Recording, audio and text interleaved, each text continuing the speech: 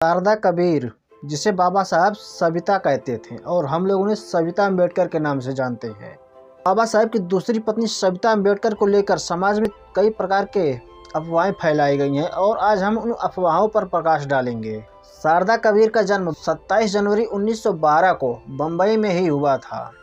इनके पिता का नाम कृष्णराव विनायक राव कबीर शाश्वत था और इनकी माता का नाम जानकी बाई था। शारदा कबीर का परिवार मूल रूप से रत्नागिरी जिले का ही रहने वाला था और खास बात यह थी कि बाबा साहब का भी परिवार रत्नागिरी जिले का रहने वाला था।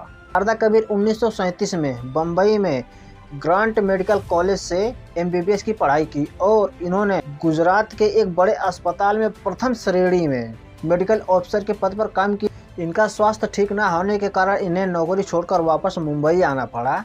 बाबा साहब के एक दोस्त डॉक्टर राव, जो विदेश से उच्च शिक्षा प्राप्त कर मुंबई में वापस आए थे, बाबा साहब जब भी मुंबई जाते थे उनसे जरूर मिलते थे और एक बार शारदा कबीर डॉक्टर राव के घर पर ठहरे हुए थे और बाबा साहब भी वहां पहुंच जाते हैं। तो डॉक्टर राव ने ही शारदा कबीर और बाबा साहब की एक दूसरे से पहचान करवाई थी। जब वह बाबा साहब से मिली तो वह बहुत ही प्रभावित हुई थी बाबा साहब के व्यक्तित्व से और बहुत सारी बातें हुई।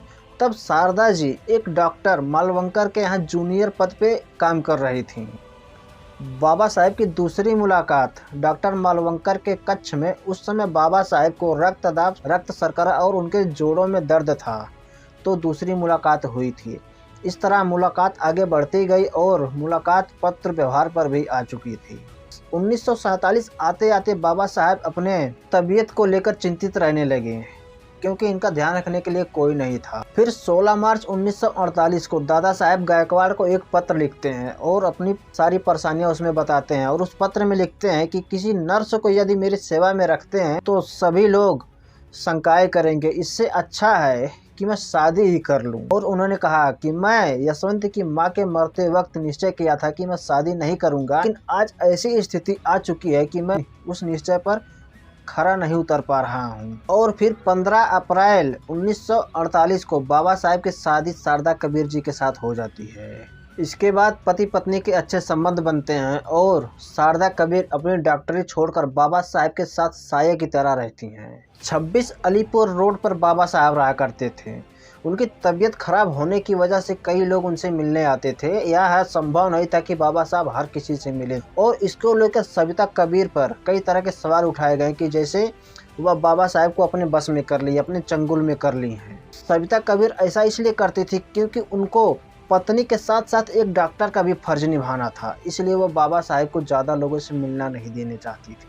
हर कोई बाबा साहब से मिले यह संभव नहीं था और इस प्रकार सविता अम्बेडकर पर लांछन लगाने लगे कि यह बाबा साहब को अपने बस में कर ली है। और इसी प्रकार 6 दिसंबर 1956 को बाबा साहब का परिनिर्वाण हो जाता है। 14 अप्रैल 1990 को बाबा साहब को भारत रत्न दिया जाता है, जो सविता अम्बेडकर ग्रहण करती है।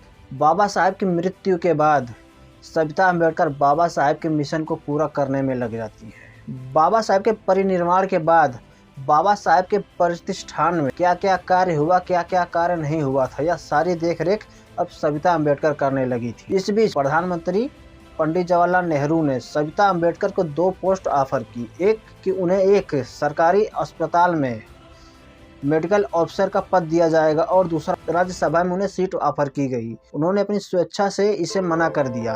राज्यसभा की सदस्यता स्वीकार करना, कांग्रेस की मर्जी से चलने के लिए खुद को तैयार करना, वह इसे स्वीकार नहीं की और वह नहीं चाहती थी कि बाबा साहब के विचारों के विरुद्ध वह काम करें, क्योंकि अगर बाबा साहब होते तो भी वह यह कार्य नहीं करते।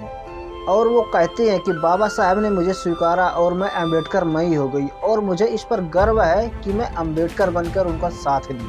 वे दलित पैंथर के जुझारू संगठन से जुड़ी और उनके पुराने कार्यकर्ताओं से मिली। इस बीच वो कुछ बड़ा कर पाती। 29 मई 2003 को उनके सांस लेने में दिक्कत होती है, वह अस्पताल में जाकर परिनिर्वाण को प्राप्त हो जाती हैं। ये रही सविता अम्बेडकर की कहानी। वीडियो पसंद आया तो प्लीज़ चैनल को लाइक शेयर सब्सक्राइब जरूर करिए। मिलते हैं अगली वीडियो में, तब तक के लिए जय भीम।